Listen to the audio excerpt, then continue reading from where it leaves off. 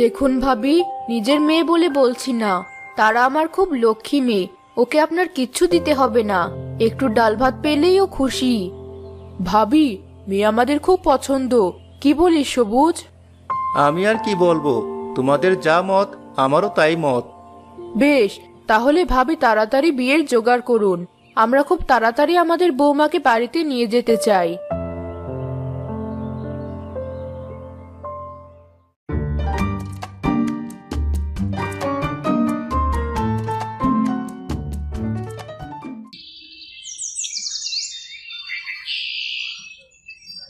শোনো বৌমা, এতদিন তো আমি রান্না বান্না করেছি, আজ থেকে রান্নার ভার আমি তোমার হাতে তুলে দিলাম।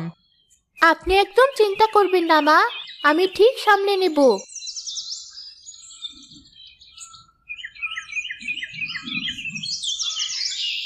বিয়ের পর থেকে শুধু মাংস ভাতই খাচ্ছি, আমার প্রিয় ডাল ভাত খাওয়াই হচ্ছে না। আজ যখন রান্নার ভার পেয়েছি, আজ ডাল ভাতই রান্না করব। এই তো বেশ কয়েক পদের ডাল আছে, অল্প অল্প করে সব ডালই রান্না করব।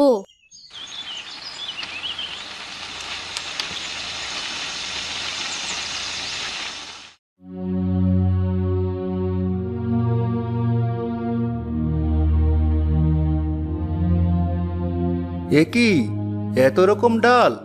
মা, তুমি জানো না আমি মাছ ছাড়া ভাত খেতে পারি না? আমার মাছ কই?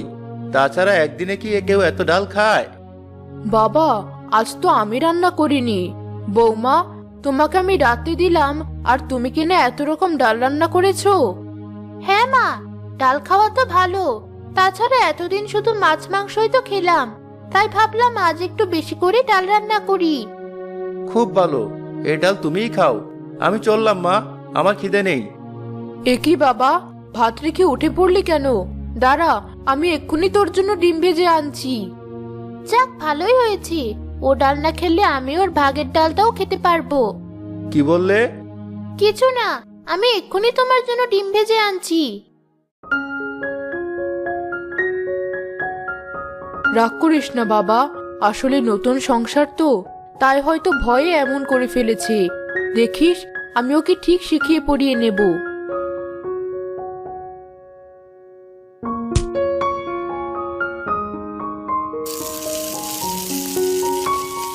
এ কোন বাড়িতে এসে